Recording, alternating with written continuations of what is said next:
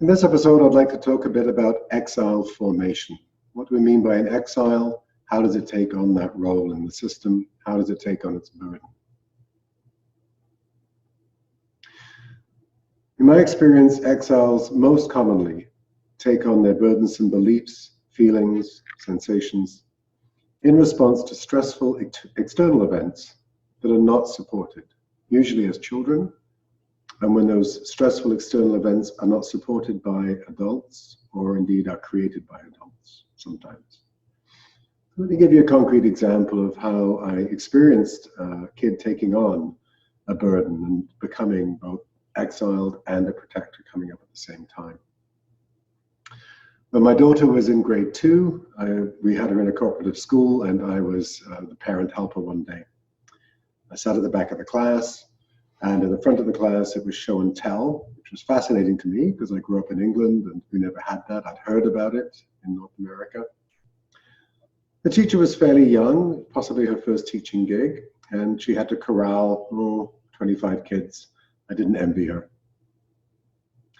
And as all the kids were coming to the front, sitting on a big red mat, there was a little boy, and he had brought what looked like a robot as far as I could see.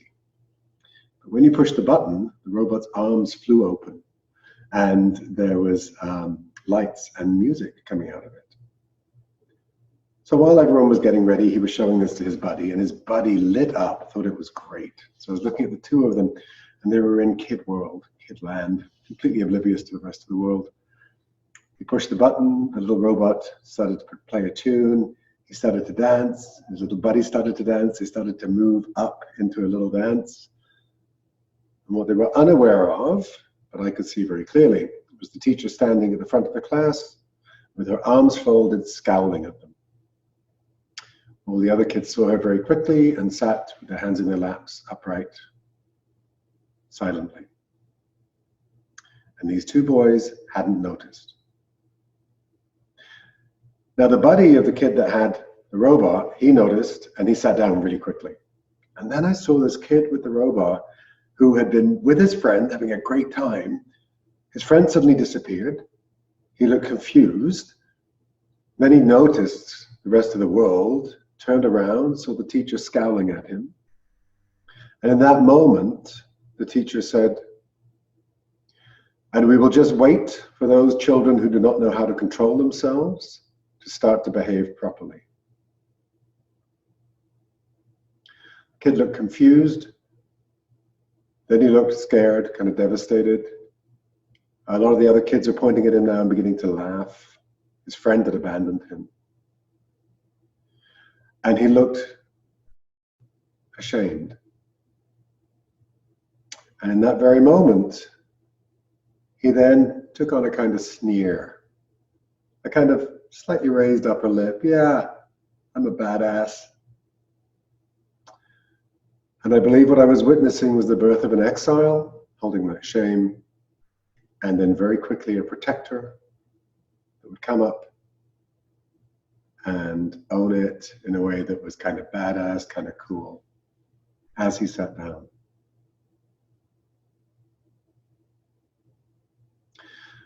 Now, had I or a trusted adult been able to sidle up next to him and say, "Hey, you know what, she's having a kind of rough day, and you're okay, you just forgot to pay attention because you got so excited, right?" "Yeah," he would say, "yeah, I get that." I'd say, "You might want to try and pay a bit more attention if you can."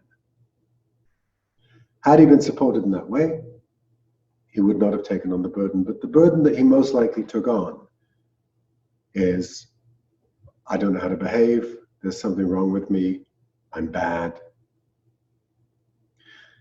Now, is a burden going to be formed from one incident? Possibly, but it's much more likely when it's repeated. So let's say he goes home and he seeks support from one of his parents. And the parent says, "Well, what did you do? You must have done something to make her say that to you. Were you misbehaving again, like you misbehave here? We've told you you have to behave at school. I'm going to tell your other parent when they come home, and then you're going to be in trouble." So what's happened is the worry or the belief that he's not okay has been compounded, it's been repeated, and will land on the same part, it'll land on the same exile. And then in later life, that exile that does not want to be exiled to a corner of the psyche will try and get his attention. But it is exiled to a corner of the psyche because you cannot thrive as a child if you're embodying, there's something wrong with me, I'm not okay, I'm bad. So brilliantly, that gets exiled to a corner of the psyche. A part holds it as the burdensome belief and feeling. The protector connects to it, and then the kid can continue to thrive.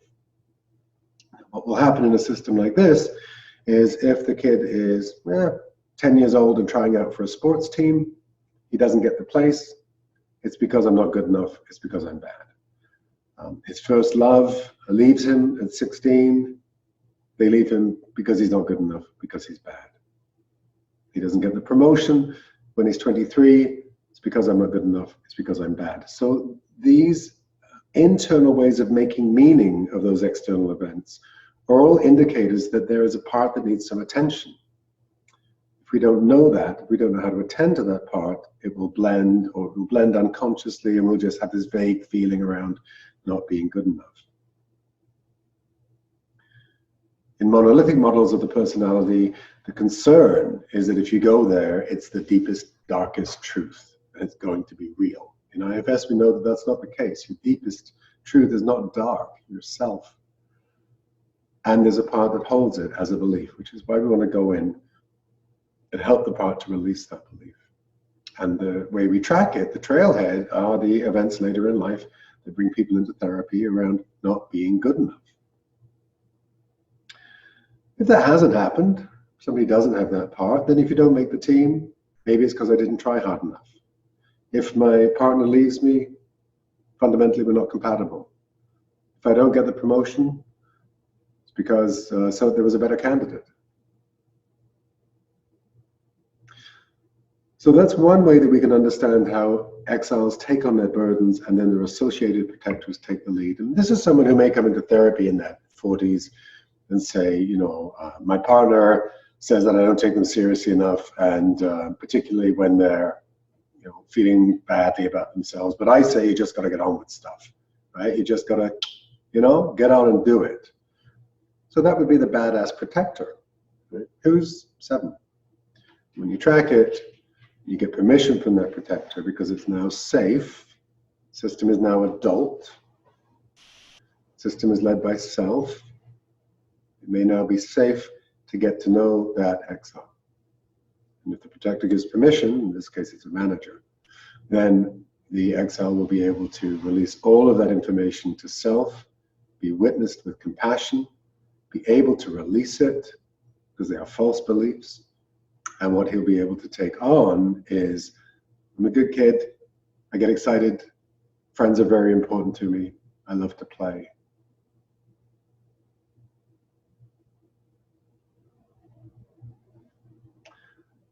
That's it for this one.